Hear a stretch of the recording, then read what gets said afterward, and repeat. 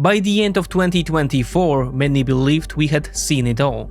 Global politics had reached a state of peak structural chaos. But then came 2025, and with it, Donald Trump.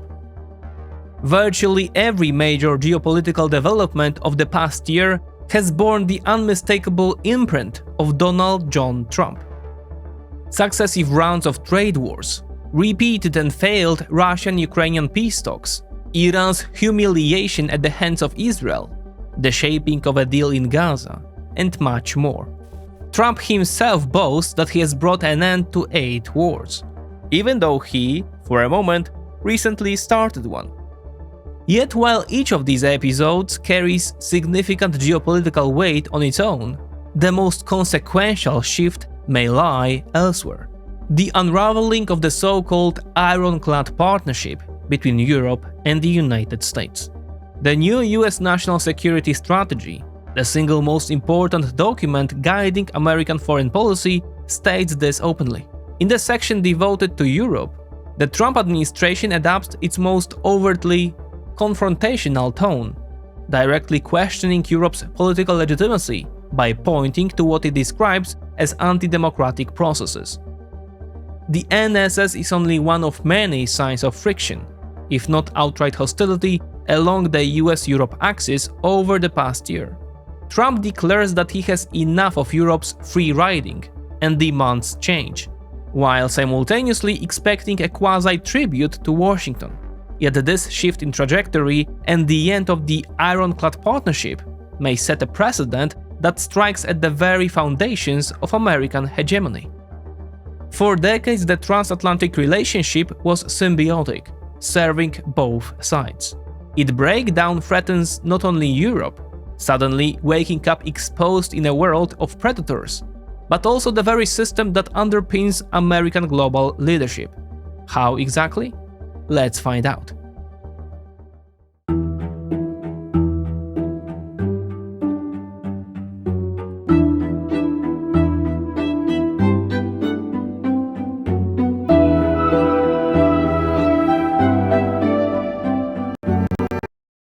The beginning of a new year is often when people decide it's finally time to learn a foreign language.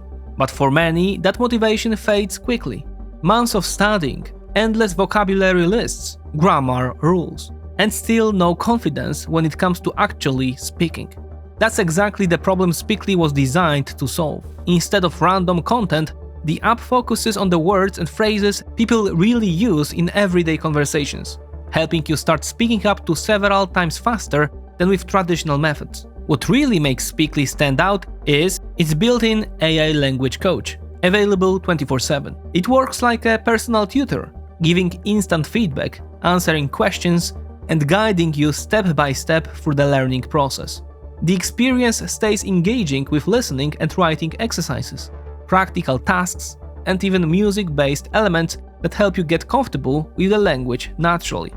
Big plus is Speakly's lifetime plan. One payment gives you unlimited access to learning multiple languages forever. If this is the year you actually want to stick to your resolution, check out Speakly in the link in the description and see how effective language learning can be.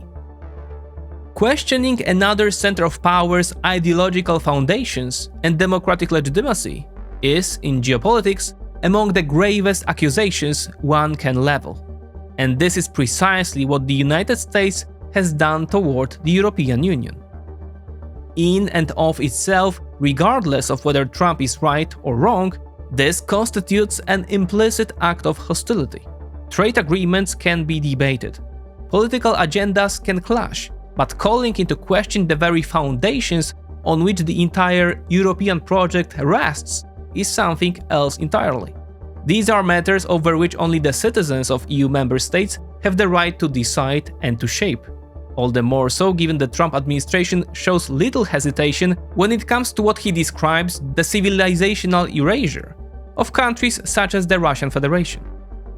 The national security strategy marked a kind of culmination of Trump's many points of friction with Europe.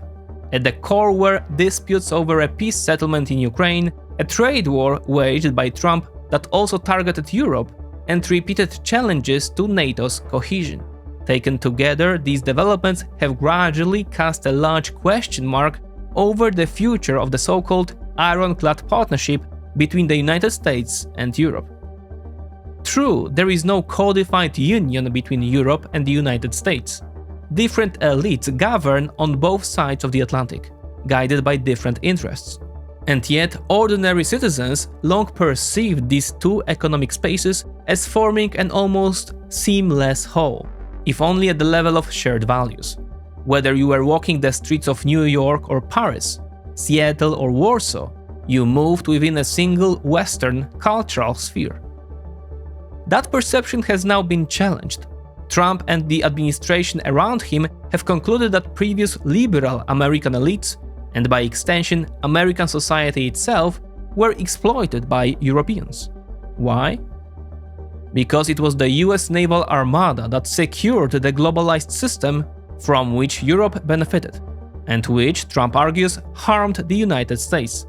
Because Europe failed to build armed forces commensurate with its economic weight and instead relied on American military power.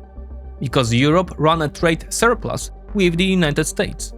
Because Europe is seen as partially responsible for America's reindustrialization while maintaining a strong industrial base of its own. Some of these charges have merit, in particular the argument that Europe chronically neglected its own security while relying on the United States is difficult to dismiss. This dependency may have even been a factor, if only indirectly, contributing to the outbreak of war in Ukraine. Yet, contrary to Donald Trump's framing, the transatlantic relationship was far more symbiotic than the 47th president of the United States suggests, and crucially, it served both sides. Let's start with the fundamentals. If Europe were truly exploiting the United States, it should be reflected in the data. But the numbers tell a different story. In 2010, Europe's and America's shares of global GDP were remarkably similar. Since then, their trajectories have sharply diverged. Europe's share has fallen significantly, while that of the United States has risen. Nominal GDP per capita was also comparable as recently as 2008. Today, the average American is between 50 and 100% wealthier than the average Western European, a gap that remains visible even after adjusting for purchasing power parity. GDP is hardly a perfect metric, but there is no better aggregate measure of a country's current level of development. The claim that the United States is being exploited is therefore far from clear-cut. It may hold when set against China, whose power has indeed grown substantially within the rules and norms of a world shaped by liberal American elites. But China's rise owes far more to decisions made in Washington and Silicon Valley than to anything that happened in Europe. So by targeting Europe in aiming for something better, Trump's risks losing what already works. For American business, the true foundation of Washington's power, Europe functions as a force multiplier. Undermining that relationship risks weakening not only Europe, but the very system that underwrites American strength. Europe, the great victor of the Industrial Revolution that made the automobile a mass product, semi-consciously chose to sit out the Internet revolution, with only a handful of exceptions. One might ask why.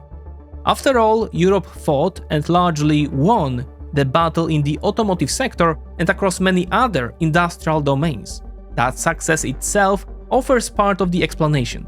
Precisely because Europe was already strong, it was easier to stick with what it knew. There was no sense of urgency, no compulsion to pick up the gauntlet. Europe felt no existential need to enter this new revolution and in effect accepted that it would be almost entirely annexed by the Americans. At first glance, this may seem puzzling. Any serious independent power wants autonomy and its own brands in emerging technologies. And it is worth recalling that in the 1980s and early 1990s, Western Europe's combined GDP was nominally larger than that of the United States. The puzzle dissolves, however, once we note a simple fact. Europeans had no problem with American software because they did not feel threatened by America. It was seen as a single space of shared values and shared purpose.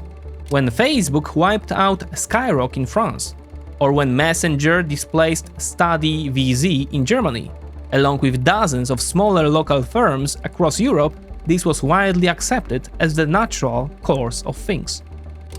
Only when even a faint ideological concern emerges does a need arise through national policy or entrepreneurial mobilization to build an independent domestic sector. In the context of competition with the United States, this impulse was entirely alien to Europe at the time. China, by contrast, never faced such hesitation. There was no debate over whether to build and support domestic platforms, including a closed internet of its own. That's how Baidu, Alipay, WeChat, and others all took the Chinese market. Meanwhile, Europe embraced Mac and Windows, and then Facebook and YouTube, without resisting this form of technological colonization. As European competitors fell, the continent did not object. Today, Europe breathes American big tech like air. Google, X, Windows, Facebook, Mac, Instagram, ChatGPT. American big tech treats this as the natural order of things, under the unspoken assumption that Europe is ours. Trump-era policy, however, is creating, for the first time in decades, incentives to challenge that paradigm. The previously absent, faint concern has appeared, prompting reflection on the status quo. Skeptics will say, "I can't imagine a lethargic Europe building a new Google or X." And they are right. American big tech has so thoroughly monopolized the market and habituated people to its ubiquity that an abrupt shift is unrealistic. Yet when we consider several key factors, it becomes clear why Donald Trump may be doing his golden egg-laying goose a disservice. Consumers are generally resistant to change, but there is one exception: values-based change. Some of you are willing to buy domestic products even if they cost 10% more. Others refuse to buy Chinese cars even if they are 30% cheaper, because of Beijing's politics and the world order shaped by the Chinese Communist Party. Until now, such considerations were rarely applied to the United States. Trump and his circle are changing that, and the first signs are already visible. Sales of the American-made Tesla were booming in Europe until the increasingly erratic behavior of its founder, Elon Musk. His hostile remarks toward Europe and Ukraine, combined with gestures that some interpreted as flirting with fascist symbolism, marked a turning point. From that moment on, sales of the American manufacturer began a steady decline. Yes, this coincided with the entry of Chinese electric vehicles into the EU market, but the shift was too abrupt to be explained by this factor alone. The free market immediately sensed an opportunity. Stickers even appeared reading, "I bought this before Elon went crazy." The current trajectory of Trump-era politics poses a similar risk for American big tech and beyond. Collectively, these companies may soon find themselves labeled with a new warning: "I used this before Americans turned against us." European entrepreneurs may well sense this opening, and the stakes are enormous. Billions, if not trillions of euros are on the table. This would not be easy, of course, but on the software side, especially social media platforms, the barriers to replication are relatively low. The harder task is persuading millions of users to migrate to new platforms. Yet, when core values are called into question, a window of opportunity opens. From the outset, however, any such effort would have to overcome Europe's national fragmentation and deliberately position itself as a European brand. One could imagine, for example, a founding capital structure evenly split 20% each among entrepreneurs from Germany, France, Italy, Poland, and Spain. The combined population of these countries alone exceeds that of the United States. Brussels too has been eager to assist in breaking the monopoly of American big tech. For some time now, the EU has been imposing hefty fines on US firms for failing to comply with European standards. In September, Google was hit with a €3 billion fine for favoring its own services in search results. These penalties stem from big tech's non-compliance with EU regulations. The first is the Digital Markets Act, DMA, which mandates, among other things, interoperability between messaging services, limits the bundling of proprietary services, and bans so-called self-preferencing, the very practice for which Google was fined. The second is the Digital Services Act, DSA, which requires platforms to disclose the logic behind their recommendation systems, submit to algorithmic audits, rapidly remove illegal content, and assume responsibility for the spread of disinformation. Taken together, these regulations mean that the European market does not have to remain locked in place. On the contrary, Brussels and individual member states can actively support the organic growth of new platforms. Some EU regulations are undoubtedly problematic, but others indeed serve as a necessary and long overdue mechanism for exerting control over big tech. Now let's place this against another reality: the sky-high, hype-driven stock market valuations of American big tech, pushed to limit by the AI boom. If these companies not only fail to deliver AI technologies that can be rapidly monetized, but instead begin to face pressure from an emerging, by necessity, European software ecosystem, their valuations could come under serious strain, and with them, the US economy and its broader power base.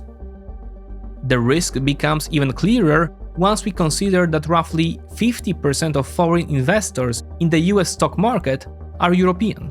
This represents a segment worth more than $18 trillion as of the end of 2024, when the total US equity market was valued at roughly $60 trillion.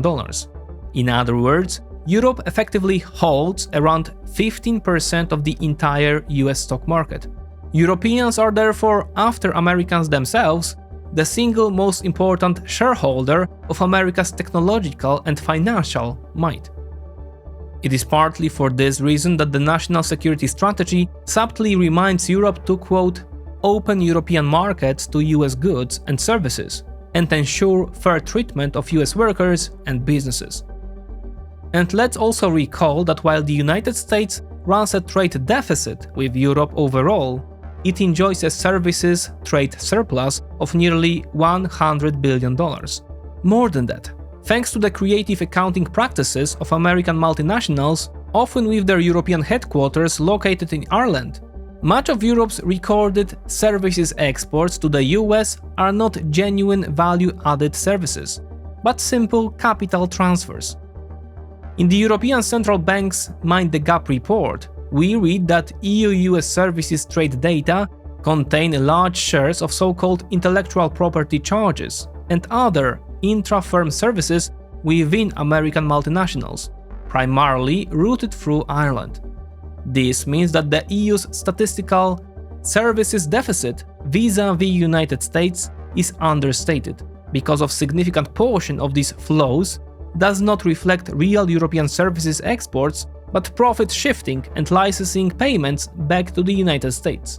Put plainly, when Google US invoices Google Ireland for the use of its own IP, this appears in the statistics as services exports, even though it is simply a capital transfer. As a result, the current $90 billion services deficit should be seen as a lower bound. The true figure is likely higher. According to ECB estimates, Europe's deficit could approach €160 billion by the end of 2025. This is therefore a high-stakes game, with enormous sums on the table. And by overturning many tables at once, Donald Trump may overturn this one as well. Once again, the mere fact of a European awakening does not mean that Europe will suddenly overcome national divisions or rapidly reverse its dependence on American big tech. But the emergence of even a potential motivation to use European or simply non-American products is itself a precedent. French and German firms are best positioned to benefit from such a shift. France's Mistral AI competes directly with ChatGPT and Gemini. OVH Cloud and Nextcloud offer alternatives to Amazon's AWS and Microsoft Azure. Still, to create a genuine perception of a European product, the ownership foundations discussed earlier would be essential, especially for new startups. That is what could provide real scale and a truly European identity, rather than a narrowly national one. And this American-European rift may extend far beyond big tech, affecting virtually every area of cooperation and trade. Europe is a major customer of American defense industry, an asymmetry that does not work in reverse.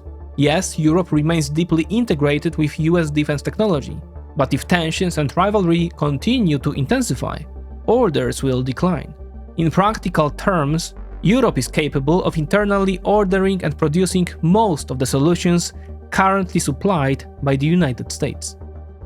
All of this creates the risk of a broader pushback.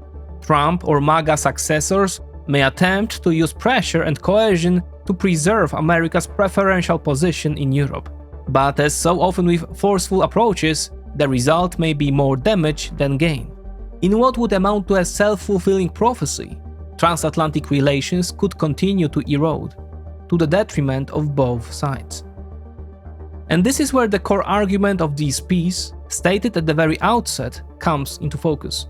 The much derided, naive liberal American elites made less noise, but they understood far better the symbiotic relationship between Europe and the United States.